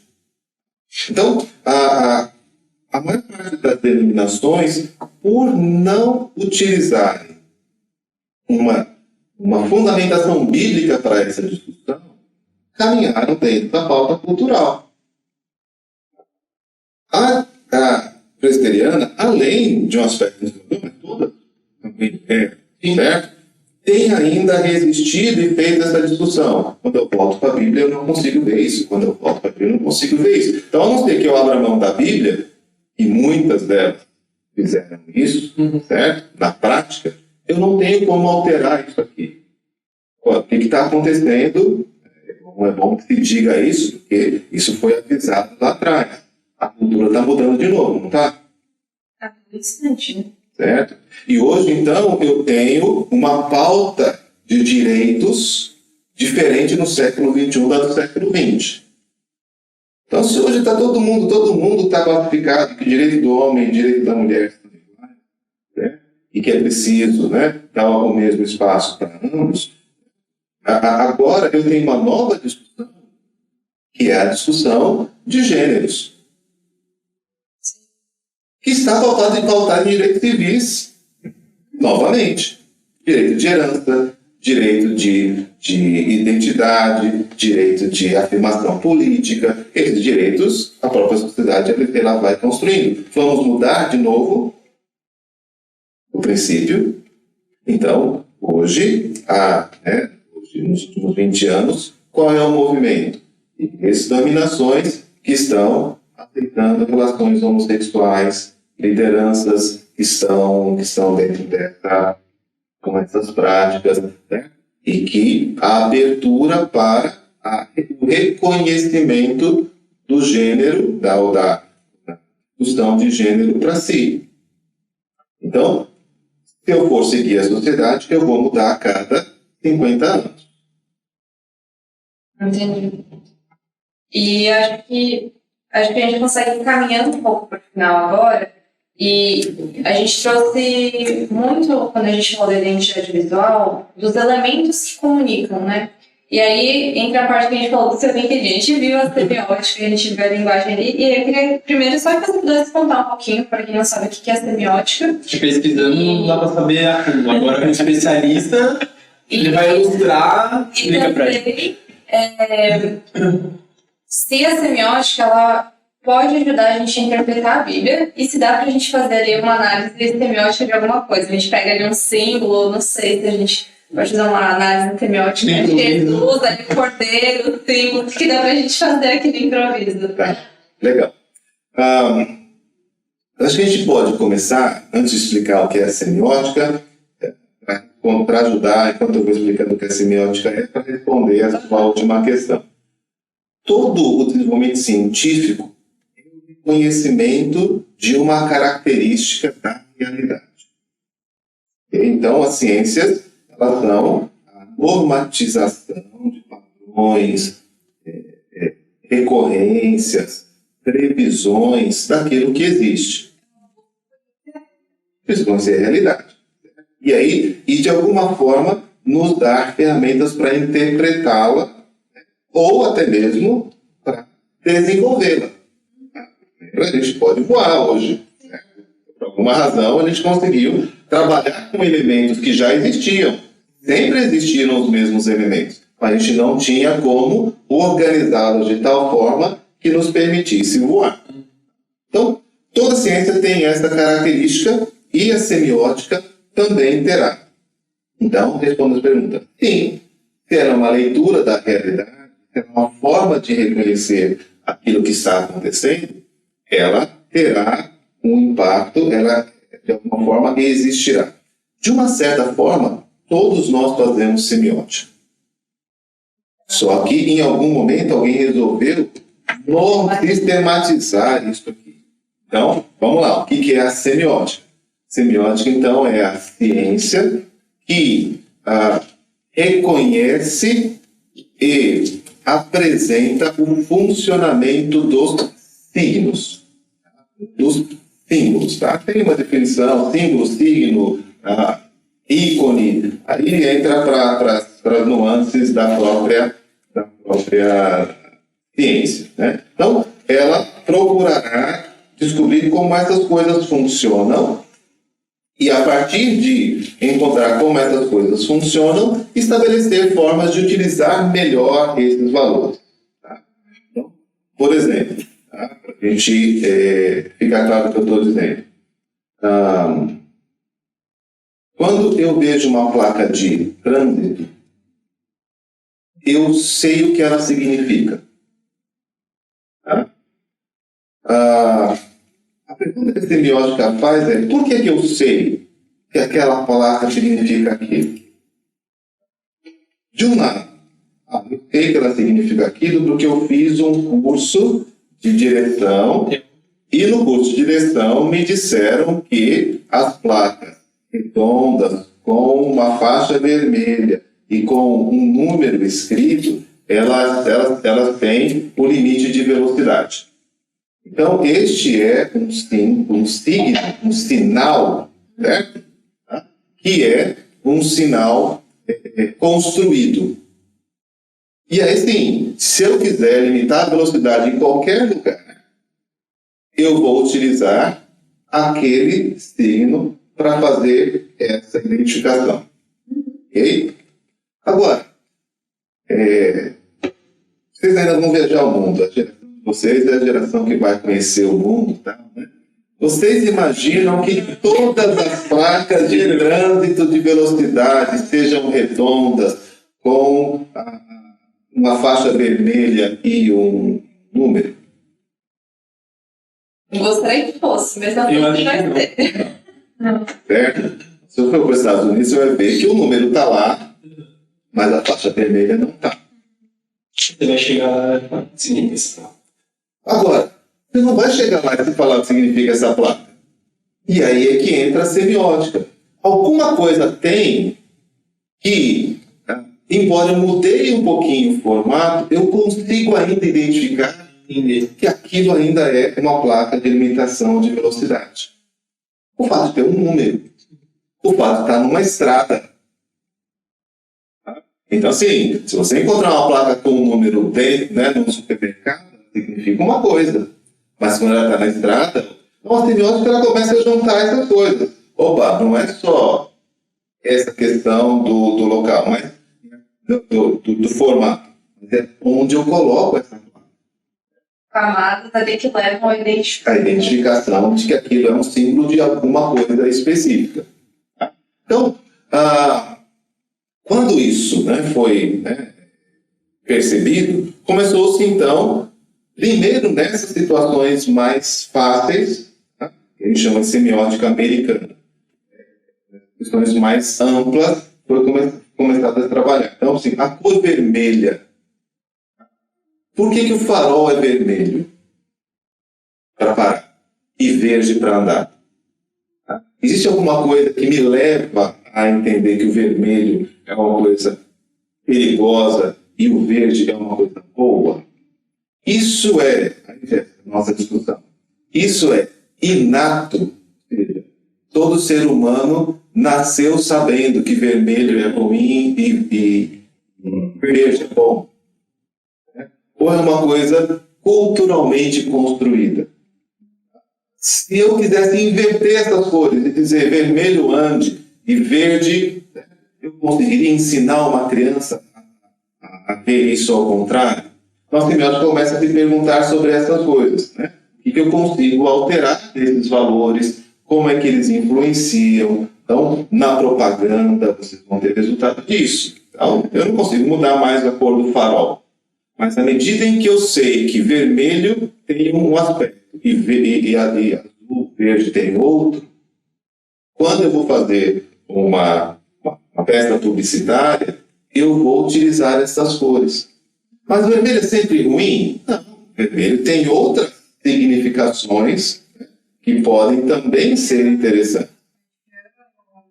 amor, certo? Então, veja, aí vem o teólogo. O teólogo diz assim, interessante, né, Jéssica? Que o farol vermelho e a paixão, né, o desejo, estejam conectados. A semiótica não faz, mas o teólogo faz assim. Não tem um quê de proibido e de vontade de passar no farol vermelho? Tipo, o não aperte o botão. Não aperta esse botão. Então existe alguma coisa na estrutura teológica do homem onde o vermelho é uma coisa que chama a nossa atenção. Certo? E nos dá um determinado, uma certa sensação de alguma coisa que a gente tem que alcançar. Eu posso restringir, ou eu posso avançar sobre ela, mas eu sei que eu tenho que tomar uma decisão ali, que não está normalmente disponível. Mas isso é um teólogo fazendo elucubração. Então, a semiótica americana, né, o primeiro elemento da semiótica foi trabalhando com essas coisas, determinando o que é natural, o que é construído dentro dos símbolos que nós utilizamos e assim por diante. Tá? Mas a semiótica que eu utilizei, que eu estudei, não foi esta. Isso. A semiótica que eu utilizei, essa primeira semiótica ajuda nessas questões que você apontou no seu exemplo. Cordeiro, a cruz, o vinho, o pão, símbolos. E eles trazem uma série de valores, de identidade, de identificações a partir deles. A própria Bíblia como um objeto, Bíblia, né? Então, o crente é aquele que andava com a Bíblia. Isso é semiótica. O crente é alguém cujo coração está transformado, né? Com a roupa. Então, a primeira semiótica trabalhou com isso. Tá? Mas, no segundo ambiente, né? No século XX, a partir da discussão do marxismo, da linguagem, da formação da linguagem na Rússia, surgiu uma nova semiótica, que era uma semiótica voltada ao texto, às histórias, tanto orais quanto escritas. E a pergunta começou a trabalhar com as palavras. Veja, quando eu falo cavalo, eu tenho, da mesma forma que eu tenho da placa de trânsito, eu tenho uma série de imagens que vêm à minha mente. E elas são bastante diversas. Primeiro princípio, não, eu penso no animal. É aquela coisa, desenha uma casa, cada um vai desenhar uma casa de um jeito diferente. Uma casa de jeito diferente. Então, o objeto, né, a palavra, ela tem um referencial. Essa foi a semiótica que eu estudei. Cada palavra tem um referencial. Mas a nossa primeira impressão é que esse nosso referencial ele é concreto. Mas, na verdade, não é. Porque, a depender da maneira como eu conjugo as palavras, eu crio imagens diferentes. Então, quando eu digo, esse homem é um cavalo, eu mudei completamente o sentido de cavalo na mente de vocês. Estão pensando em outra coisa. Tá? Existe alguma relação entre o animal e aquele homem? Tem que existir. Para que a minha frase faça sentido. Né? Para que a minha frase faça sentido, tem que haver uma relação metonímica entre o animal e o homem. Tá? Mas veja, essa frase em si não limitou o sentido. Certo? Então, essa frase pode indicar uma pessoa bruta, não? Normalmente esse é o sentido que esse homem é um cavalo, né? Pessoa miúda, grosseira. Né? Mas eu digo assim, rapaz, o pessoal do som trabalha de um jeito, certo? Esse homem vai um cavalo. Mudei de novo.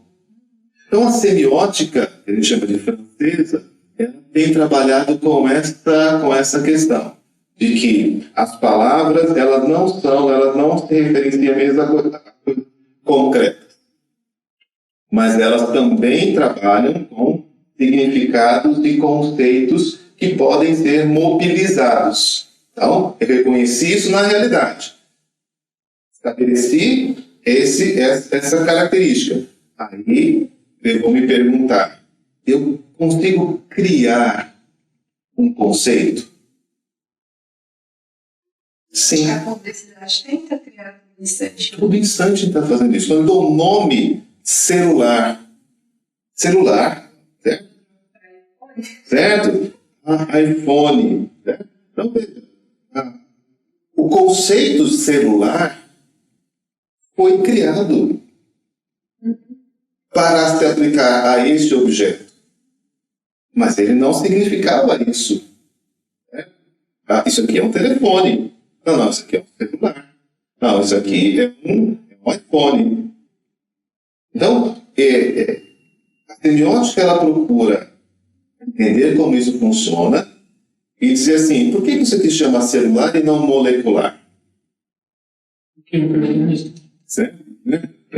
Assim, o que tem a ver uma coisa com outra? Então, esse é um conceito que está bastante diferenciado, bastante distanciado do conceito original da palavra. Da questão. Né? Mas nós já construímos esse conceito, e aí um linguista, por exemplo, consegue sair do aparelho e chegar no conceito de célula. Ok? Tá? Mas esse caminho não é percebido pela maioria das pessoas.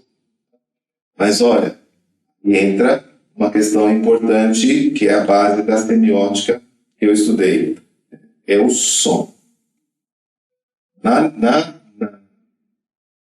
Na linha de pesquisa que eu usei, tem várias diferentes, né? O som é o elemento que mobiliza tudo isso, o ponto de contato de tudo isso.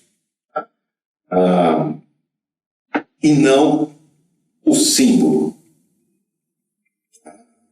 Não o modo como eu escrevo.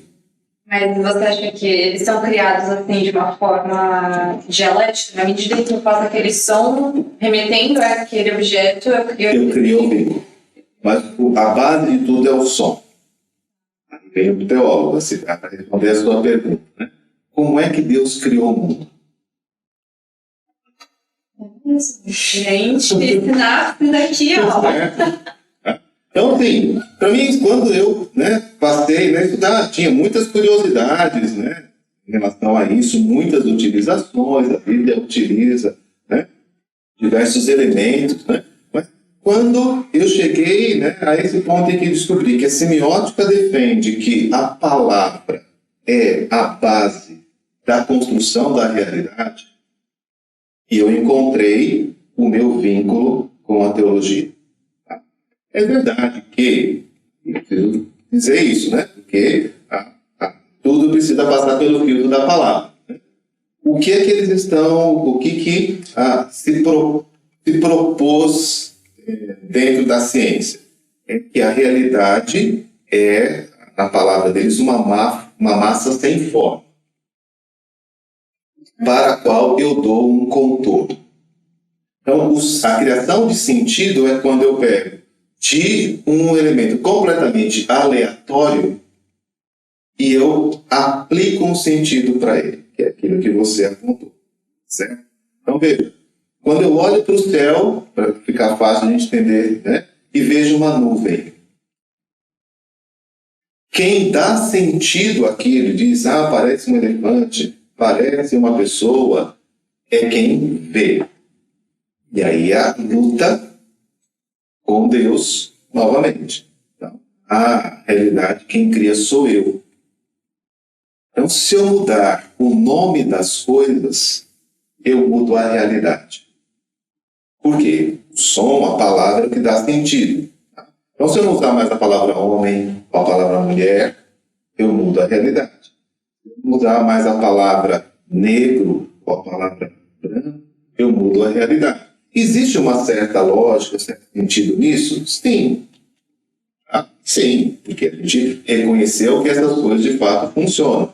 Mas existe, né, voltando lá à filosofia grega, uma realidade última, ou seja, um limite para esta alteração. E aí a gente diz que sim. Por quê? Porque a realidade não é uma massa aleatória. E ela já foi delimitada. Ela já foi delimitada. Eu posso fazer recortes dentro dessa realidade. Ok. Posso até fazer inversões dentro dessa realidade. Certo? Mas o princípio da entropia, voltando para a física, diz que eu não posso criar energia. Eu só posso modificar ou perder energia. Na fala popular, né, nada se cria, tudo se copia. Para a Bíblia, então, nós temos esse impacto. Então, ao estudar a Bíblia, entendendo que as histórias, os mandamentos bíblicos, eles estão formando sentidos, estabelecendo culturas, processos de vida, identidades, né? Nós então podemos entender o que a Bíblia está fazendo e aí sim, o que espera de nós é que a gente coloque em prática o que ela está fazendo e não tente distorcer ou reverter aquilo que a Bíblia está fazendo com o seu ensino. Perfeito. Nossa, muitos insights agora sobre semiótica, eu tô mega curiosa. Abriu a mente para muitas coisas. E antes já fazer você, não, aqui não consigo fazer outra.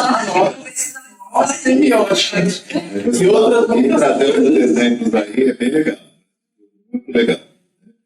Tá? Tem coisas bem bacanas aí que a gente pode trazer nessa área para vocês. Mas eu acho que a gente pode ir encerrando, a gente viu muita coisa já. Sim, bastante. Muita informação. Quem estiver assistindo vai dar para reassistir 500 vezes. Nossa, eu vou querer assistir de novo. E a gente queria primeiro saber se tem alguma coisa que você queira falar, de deixar de recado sobre o tema identidade ou para quem estiver assistindo e escutando.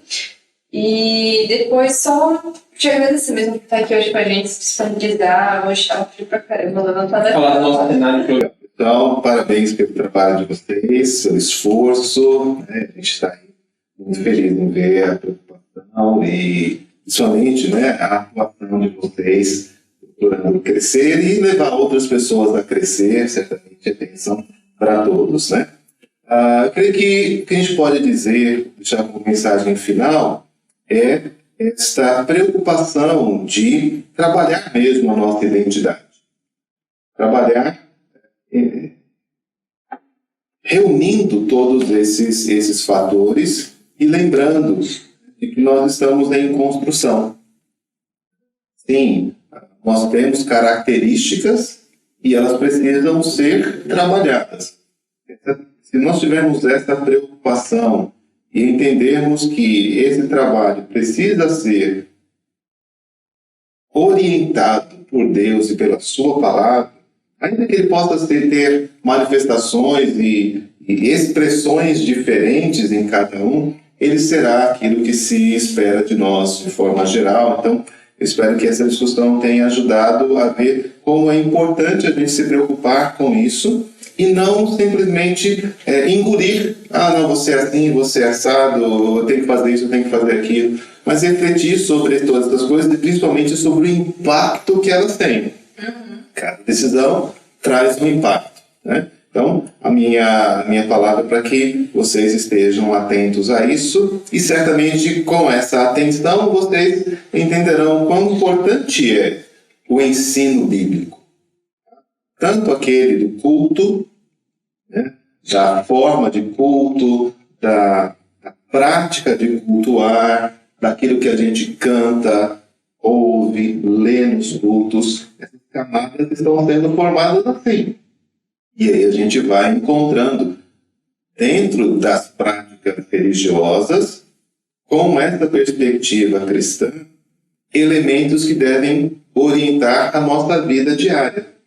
E elementos que terão efeito lá. Ah, eu vou sair cantando? Não, mas o que cantar louvores a Deus traz em relação aos meus desafios profissionais, estudantis e assim por diante.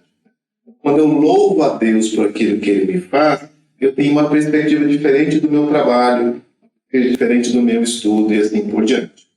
E o ensino bíblico da escola dominical, ou seja, tem hora que eu tenho que parar e tenho que olhar ali de forma mais concreta, mais direta, mais aplicada qual é o ensino. Então, onde você estiver, procure uma igreja, esteja ouvindo. O YouTube está aí com um monte de oportunidades de ensino, de aprendizado. Nem tudo você vai se identificar, ok? Então, você vai ter que tomar suas decisões e fazer os seus recortes, mas a gente também ora para que Deus dê sabedoria e instrução em cada decisão. Certo? Isso aí. Um prazer estar com vocês. Obrigado pelo convite. Então, gente, só para encerrar, vou deixar na descrição do vídeo nossas redes sociais, Instagram, tudo, Facebook. Se inscreva. Se inscreva aí também, ative o sininho, como a gente falou no começo. E é isso, gente. Até a próxima. Obrigada. Fiquem com Tchau, Deus. tchau.